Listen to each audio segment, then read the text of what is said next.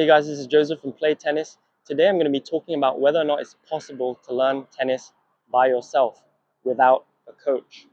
Off the bat, I'm going to say yes, it definitely is possible with the right mindset and attitude. And in this video, I'm going to share with you some key points that will hopefully help you in your tennis learning journey, as well as the potential challenges that will come along with being a self-taught tennis player.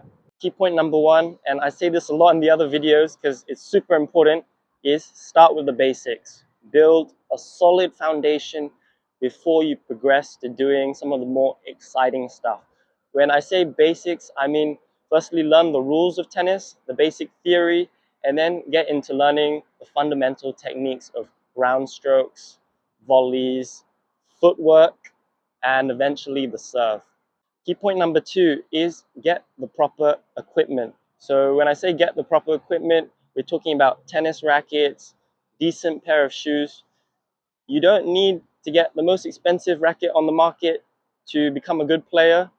It's just important that you do your research on the equipment that will serve you well in the long run. Key point number three is hitting against a tennis wall. I think this is one of the most underrated tennis trainings out there. It's so useful. I used to do it when I couldn't find any friends to play with.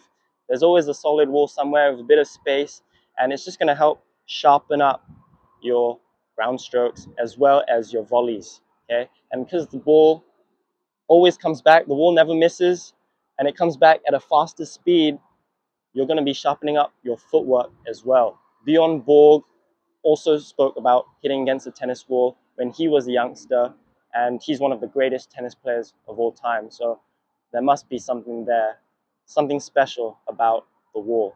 Key point number four is practicing with a ball machine.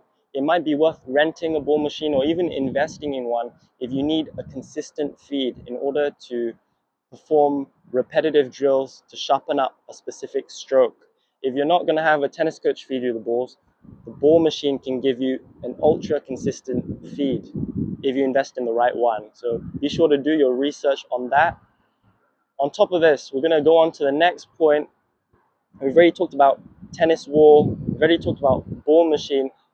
These are all great ways to train by yourself and without a coach. But it's also important that we play with friends or hitting buddies, okay? Because we need that variation in our practice. Tennis wall, ball machine, ball gonna come back the same pretty much every time. However, when you play with real players, ball's gonna come back differently every time. And that's important because that's tennis. Every ball comes back different. It's gonna keep our footwork sharp, gonna keep our ball sense intact. If you're short of any friends or tennis hitting buddies, you can always check out our tennis socials at playtennis.sg. Key point number six is get feedback from more experienced players. When you go for your tennis socials, you're definitely going to come across some, and just be willing to ask them some questions and pick their brains. Learn from different people. It's definitely going to enhance your learning. Key point number seven is watching professional tennis players. Our goal might not be to become the best player in the world. However, by simply observing the best players in the world play tennis, we can learn a lot. On top of this, if you're comfortable with being in camera, record yourself play. You'll be shocked about so many things that you see yourself do that you don't even realize. Okay, so consider recording yourself play. Watch back the footage so you can see the different steps in your technique, in the way that you move, as well as your mannerisms. And from there, you can start to pinpoint what you need to work on. Key point number eight is, what are the potential challenges of being a self-taught tennis player?